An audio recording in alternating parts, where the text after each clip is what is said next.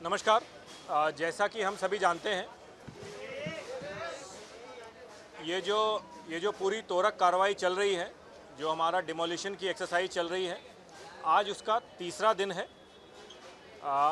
हमने आपको पहला दिन भी इसी समय एक स्टेटस अपडेट दिया था, सेकेंड डे भी स्टेटस अपडेट दिया था। आज की जो अपडेट है उसके हिसाब से आज तीसरा दिन है और हमने देखा कि बिना अवरोध के, बिना रोक टोक के हमारी ये डेमोलिशन एक्सरसाइज जो है वो जारी है।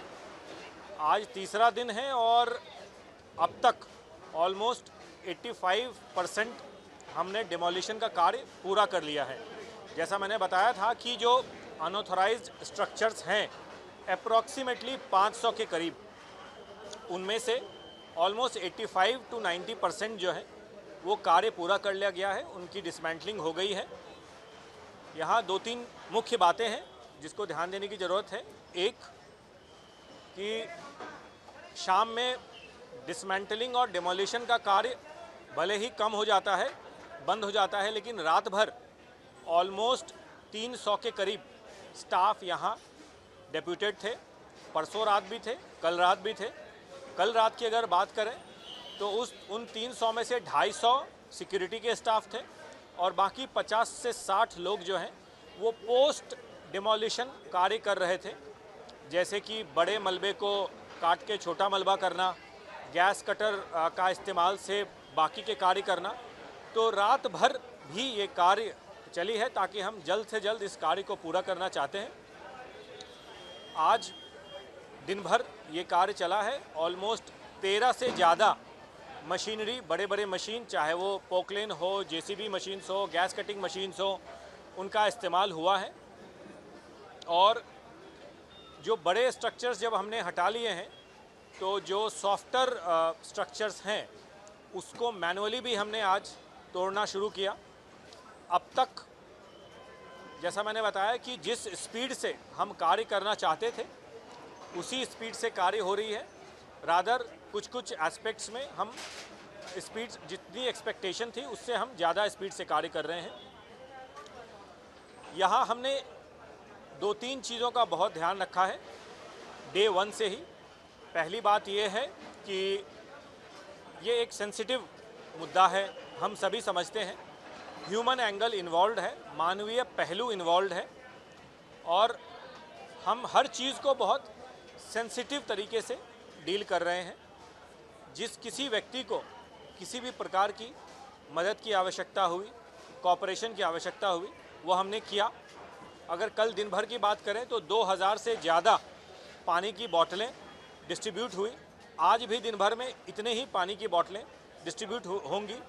ये सारे, चाहे जो यहाँ के रहने वाले लोग थे उनके बीच, हमारे सिक्योरिटी स्टाफ, जितने भी लोग हैं उनके बीच जो है पानी की बॉटल्स डिस्ट्रीब्यूट हुई। कल शाम में जो यहाँ लोग रहते थे जिनको भी रिक्वायरमेंट हुई उनको हमने पैक्ड मील भी डिस्ट्रीब्यूट किया। हम अपनी तरफ से पूरी कोशिश कर रहे हैं कि हम हर चीज़ को बहुत सेंसिटिव तरीके से डील करें और किसी को किसी भी प्रकार की दिक्कत का सामना ना करना पड़े। ऑल द वाइल जो हम माननीय हाई कोर्ट की जो डायरेक्शन है, जो इंस्ट्रक्शन है, जो जजमेंट है, उसको हम भली भांति एग्जीक्यूट कर पाएँ। अभी तक किसी भी प्रकार की कोई दिक्कत नहीं हुई। इतनी सारी मशीन्स, 13 मशीन्स से ज़्यादा यहाँ कार्य कर रही है। एक भी ऐसी घटना नहीं घटी कि इस डेमोलिशन करते समय किसी को कोई चोट आई हो।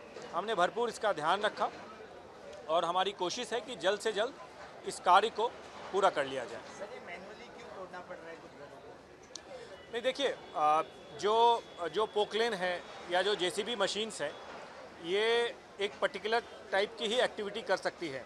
जब सॉफ्टवेयर डिसमेंटलिंग की बात होगी, एक पर्टिकुलर छोटे से चीज़ को ही हमें तोड़ना है या कुछ सॉफ्ट तरीके से तोड़ेंगे, क्योंकि हो सकता है कि पार्ट में स्ट्रक्चर को तोड़ना हो।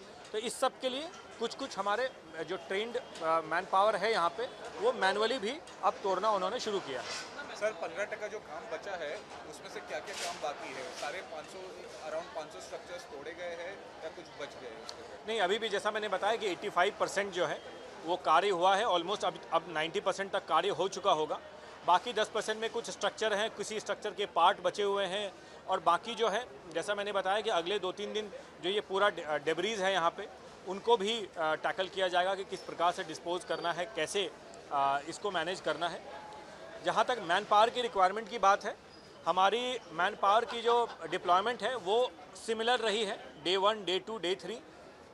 यस्टरडे हमने देखा कि करीब 1200 के करीब मैन पावर का डिप्लॉयमेंट था, जिसमें 500 जो थे हमारे सिटी पुलिस थे, 250 आरपीएफ थे, 200 जीआरपी थे, और बाकी जो है वो हमारे रेलवे के वो स्टाफ हैं जो डिसमेंटलिंग और पूरा काम मैनेज कर रहे हैं। आज भी जो नंबर्स हैं वो सिमिलर ही हैं, ऑलमोस्ट 1000-1100 के करीब लोग आज भी हैं, जिसमें से 200 से 250 हमारे रेलवे के स्टाफ हैं जो पूरा डिसमेंटलिंग का कार्य कर रहे हैं। उसमें मशीन ऑपरेटर्स और बाकी सारे स्टाफ हैं, और गैस कटर्स, अलग अलग स्क्वाड हैं और अलग अलग एक्टिविटी में वो जो है इंश्योर कर रहे हैं कि सारा कार्य जो है जल्द से जल्द पूरा किया जाए। सर ये काम कल भी होगा, डेमोलिशन कल भी किया जाएगा? हाँ, देखिए, जो डेमोलिशन की पूरी कार्रवाई है वो कल भी चलेगा। जैसा हमने शुरू में ही बताया था कि ये 19 तारीख से शुरू हुई है, और फिलहाल जिस प्रकार की मैन पावर का डिप्लॉयमेंट हमने किया है, इस स्केल का डिप्लॉयमेंट हम 23 तक करेंगे। वैसे हमारा स्पीड बहुत तेज़ है और हम जल्दी में कार्य कर रहे हैं, तो हम ये एक्सपेक्ट करते हैं कि टाइम से शायद पहले ही हमारा कार्य कंप्लीट हो जाए। लेकिन 23 के बाद भी भले ही मैन पावर की डिप्लॉयमेंट बहुत कम हो जाएगी, लेकिन जो है post dismantling, post demolition work जो है वो यहाँ चलता ही रहेगा। उसमें बहुत सारे पहलू आ जाते हैं। हम पूरे एरिया को फेंस करेंगे, बैरिकेड करेंगे, हम इंश्योर करेंगे आगे इस तरह के स्ट्रक्चर वापस डेवलप ना हो, और जो आने वाले समय में हम जो यहाँ अपनी कैपेसिटी ऑगमेंटेशन वाले प्रोजेक्ट्स अंडरटेक करना चाहते हैं, उसकी शुरुआत की जाएगी आने वाले समय में। सर, काय ही कॅपॅसिटी वाढवण्यासाठीच्या ज्या प्रयोजन आहेत रेल्वेला, म्हणजे तुम्ही नेमकं इथे काय करणार आहात? 45 गाड्यांचा प्लॅटफॉर्म काय होईल याची माहिती मिळते आहे, नेमकं काय होणार आहे, किती फायदा होईल रेल्वेला? उसके पहले मैं एक क्वेश्चन का आंसर देना चाहूँगा कि यहाँ ऑलमोस्ट जो है डेली बेसिस पे 40 के करीब जो हमारे डंपर ट्रक्स हैं, 40 के करीब मलबा, 40 ट्रिप्स जो है वो मलबा यहाँ से निकाला जा रहा है। हर डंपर ट्रक्स की कैपेसिटी आप 2 मेट्रिक टन पकड़ लें तो ऑलमोस्ट 80 मेट्रिक टन के करीब दोनों दिन, डे 2 और डे 3, 80 टन के करीब, मेट्रिक टन के करीब जो है मलबा डेली निकाला गया है। लेकिन जैसा कि हम सब देख पा रहे हैं, अभी बहुत सारे डिब्रीज हैं, और इसकी पूरी डिटेल प्लानिंग रहेगी कि कैसे इसको जो है डिस्पोज किया जाए। मीनवाइल आपका सवाल बहुत ख़ास है। एक बार जब ये पूरा एरिया क्लियर हो जाएगा, क्लीन हो जाएगा, उसके बाद जो है हम यहाँ अपनी कैपेसिटी ऑगमेंटेशन के जो प्रोजेक्ट्स हैं कि आने वाले समय में जो बगल में हमारा बांद्रा टर्मिनस स्टेशन है जहाँ से लॉन्ग डिस्टेंस ट्रेन चलती है, वो और जो ये एरिया है जहाँ हम अभी खड़े हैं, जहाँ ये पूरा डिमोलिशन की एक्सरसाइज चल रही है, इस पूरे एरिया को एक इंटीग्रेटेड रेलवे कॉम्प्लेक्स के रूप में डेवलप किया जाएगा। जब मैं एक इंटीग्रेटेड रेलवे कॉम्प्लेक्स की बात कर रहा हूँ, इसका मतलब ये है कि अलग अलग जो रेलवे परिचालन और रेलवे कैपेसिटी बढ़ाने के जो हमारे प्रोजेक्ट्स हैं वो हम यहाँ अंडरटेक करेंगे। वो जो है ट्रेन एग्जामिनेशन की फैसिलिटी हो, ट्रेन स्टेबलिंग की फैसिलिटी हो, वो हम यहाँ डेवलप करेंगे। और बांद्रा टर्मिनस में जो है वहाँ जो फैसिलिटी है वहाँ हम प्लेटफॉर्म्स बढ़ाएंगे, वहाँ की कैपेसिटी और बेहतर करेंगे, ताकि आने वाले सालों में जो यहाँ से चलने वाली ट्रेनें हैं उसकी जो नंबर्स हैं वो हम दुगना करने की कोशिश करेंगे। फ़िलहाल बांद्रा टर्मिनस से केवल 22 long distance trains on an average daily चलती हैं।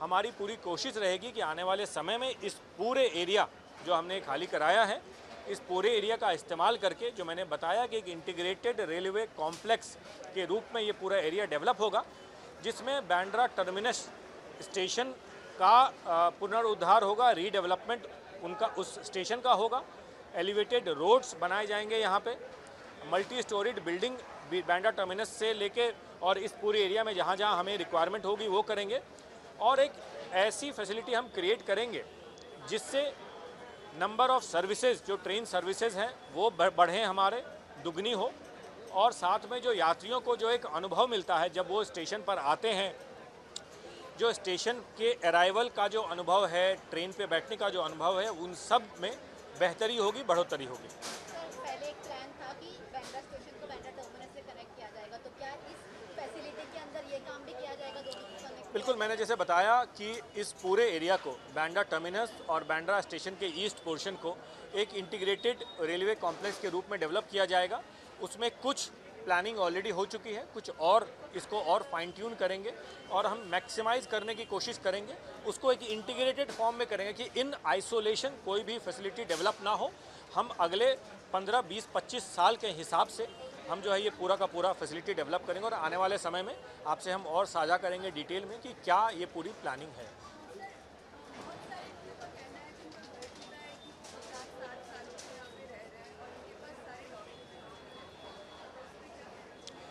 देखिए, ये जो हम आज तीसरा दिन जो है इस कार्रवाई का, ये कार्रवाई हम कोई इसकी जो नींव है वो रिसेंट मंथ्स में नहीं डाली गई थी।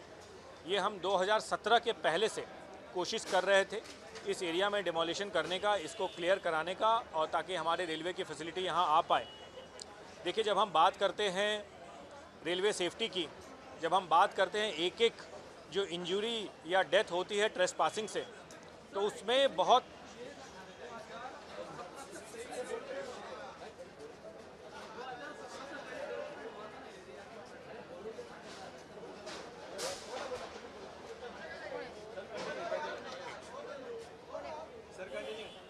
तो ये कोई नींव जो है आज की डाली नहीं गई है। 2017 से पहले हमने पीपी एक्ट के तहत कई सारे एविक्शंस किए थे।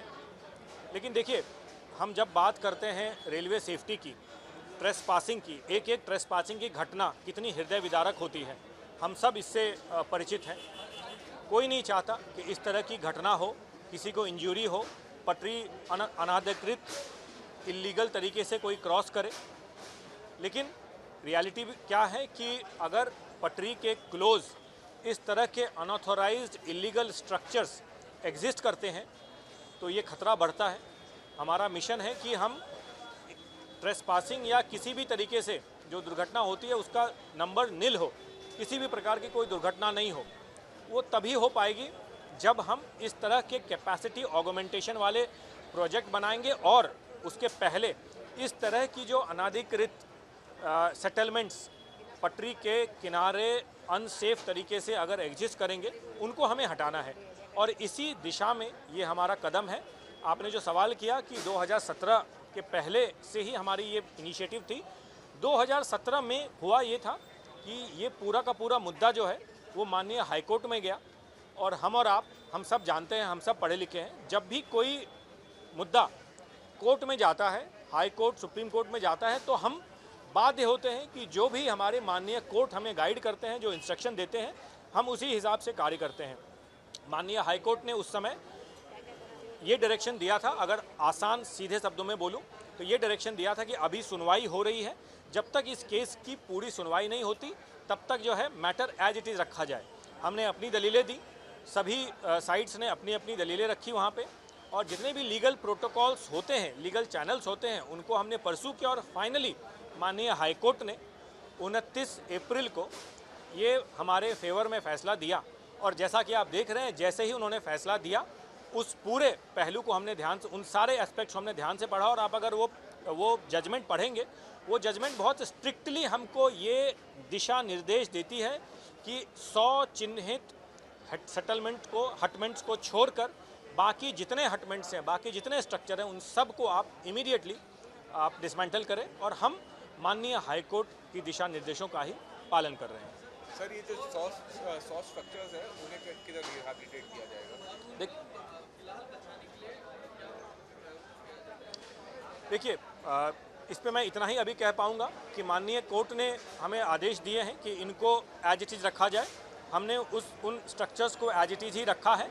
आने वाले समय में एक जॉइंट जो है इसकी प्लानिंग चलेगी कि इनके साथ फर्दर जो बाकी 100 बचे हैं उनके साथ क्या किया जाए। उसके लिए डिटेल्ड जो है इसकी जो डिटेल्स है वो सब्सिक्वेंटली हम आपके साथ शेयर करेंगे। लेकिन यहाँ ये बहुत ज़रूरी है कहना, ये जो 23 तक का हमारा एक्सरसाइज है इस लेवल का, उसमें हमारा ध्येय स्पेसिफिक है कि माननीय हाई कोर्ट के आदेश का पालन करना। माननीय हाई कोर्ट ने आदेश दिए हैं कि 100 हटमेंट को छोड़ के बाकी सारे स्ट्रक्चर को आप डिमोलिश करिए। हम एग्जैक्टली वही कर रहे हैं। ज्या पद्धतीने काल आपण बघितलं, अखेर पोलिसांना बळाचा वापर करावा लागला, दगडफेक करण्यात आली, काही लोकांनी इथे येऊन हे सगळं काम अडवण्याचा प्रयत्न केला, पोलीस बळ वापरण्यात आलं। आता शेवटच्या टप्प्यात हे काम आहे, कशा प्रकारे हे काम पूर्ण केले जाईल, पुन्हा जर असं काही प्रकार झाले तर किती स्ट्रिक्टली ॲक्शन घेतली जाईल? देखिए, जब भी इस तरह का प्रोजेक्ट, इस तरह की एक्सरसाइज की हम प्लानिंग करते हैं तो उस प्लानिंग में एग्जीक्यूशन तो बाद आता है। सबसे पहले प्लानिंग में बहुत सारी उसमें जो है एस्पेक्ट्स को ध्यान में रखा जाता है। हमने इस तरह के जितने भी सही या गलत आउटकम्स हो सकते हैं, क्या सिचुएशन क्रिएट हो सकता है, उन सारी चीज़ों, उन सारे सिचुएशन को प्री एम्प्ट करते हुए ही उस हिसाब से हमने यहाँ अलग अलग दस्तों को मिला के ये पूरी टीम बनाई। आपने कल देखा होगा कि करीब 500 सिटी पुलिस के लोग थे, वो भी एक टाइप के नहीं थे, अलग अलग दस्तों में बटे हुए थे। वो हर जो स्क्वाड है उनकी अलग एक्सपर्टीज़ थी। और जब जैसे ही चूँकि ये घटना बिल्कुल थोड़ी देर के लिए इशू क्रिएट हुआ था, लेकिन हमने देखा कि कैसे 10 से 15 मिनट के अंदर ये जो स्क्वाड है उन्होंने इमीडिएटली इस इशू को कंट्रोल किया और उसके बाद लोगों को काउंसल किया और मैनेज कर लिया कि किसी भी प्रकार की कोई फर्दर एस्केलेशन ना हो। इस तरह के अलग अलग एस्पेक्ट्स में ये जो पूरी स्क्वाड है वो वेल ट्रेंड है, उनकी एक्सपर्टीज़ यही है। तो इसीलिए हम इसको इस तरीके से देखते हैं कि हमारी प्लानिंग भी उसी हिसाब से थी। अभी भी जिस तरह की डिप्लॉयमेंट कल थी, आज भी हम देख रहे हैं कि उसी तरह की डिप्लॉयमेंट है। लेकिन आज जैसा हमने देखा कि सब कुछ जो है बहुत स्मूथली चल रहा है और कोई दिक्कत नहीं हो रही है, तो सिमिलरली ये एक्टिविटी जो है फर्दर चलती रहेगी। सर, बैंड्रा के बाद और कौन से स्टेशन है जहाँ पर इन्फोर्समेंट के लिए प्लानिंग की जा रही है? देखिए, अभी फ़िलहाल आज जबकि यहाँ पे ये पूरा तोड़क कार्रवाई चल रही थी, उसी समय 2 छोटे इलीगल स्ट्रक्चर हमने बैंड्रा टर्मिनस की जो सर्कुलेटिंग एरिया है वहाँ भी हमने तोड़े। और चूँकि ये लेवल बहुत बड़ा है, इसीलिए थोड़ी मीडिया में भी है, थोड़ी मीडिया का भी इंटरेस्ट है। लेकिन इस तरह की एक्टिविटी छोटे लेवल पे, जिसमें मैन पावर की डिप्लॉयमेंट इतनी की ज़रूरत नहीं होती, वो रेगुलर बेसिस पे हर महीने 1-2 लोकेशंस पे हमारा चलता रहता है। और हम ये इंश्योर करते जा रहे हैं कि जहाँ भी हमारा इंक्रोचमेंट हो, with in the legal provisions, with in the legal code of conduct, जो एज पर लॉ पॉसिबल है, हम वो एक्शन लेते रहते हैं। और हम ये इंश्योर करते रहते हैं कि हमारी जितनी भी एरिया है वो क्लियर रहे और वो हम अपने रेलवे की कैपेसिटी ऑगमेंटेशन के काम में ला सकें। सर, जो BDTS में 2 इन्फोर्समेंट हटाया गया है, वो दोनों रिलीजियस जो जितने भी हम स्ट्रक्चर्स यहाँ डिसमेंटल कर रहे हैं, चाहे वो गरीब नगर एरिया में हो, चाहे वो BDTS में हो, चाहे वो कहीं हो, वो सारे के सारे जो है वो इलीगल स्ट्रक्चर्स थे। वो जो है उनको डिमोलिश होना था और वो बिना किसी परमिशन के बनाए गए थे। और इस तरह के जितने भी इलीगल स्ट्रक्चर हैं उन सबको हम जो है डिमोलिश करते रहेंगे। सर, पिछले कुछ दिनों में ऐसा भी हुआ है कि सर्वे हुआ है बोरीवली और दहीसर के बीच में जो चुटिया है उधर भी हुआ है, तो वो कार्रवाई उधर भी की जाएगी आने वाले दिनों में बारिश के पहले? बिल्कुल, देखिए, मैंने जैसे बताया, हर महीने हम ये चूँकि बहुत बड़ा कार्यक्रम है, इसीलिए इतनी न्यूज़ में ये है। इस तरह की कार्यक्रम हमारी रेगुलर बेसिस पे होती रहती है। दहीसर एरिया में भी होती रहेगी। जहाँ भी इस तरह की इंक्रोचमेंट हमारे संज्ञान में आती है, हम उसके खिलाफ एक्शन लेते रहेंगे। थैंक यू मित्रों, थैंक यू। देश विदेशातील प्रत्येक घडामोडींचे लाईव्ह अपडेट मिळवण्यासाठी आता साम टीव्हीच्या सर्व सोशल मीडिया प्लॅटफॉर्मला लाईक, फॉलो आणि सबस्क्राईब करा। तसंच सर्व नोटिफिकेशनसाठी बेल आयकॉन प्रेस करायला विसरू नका।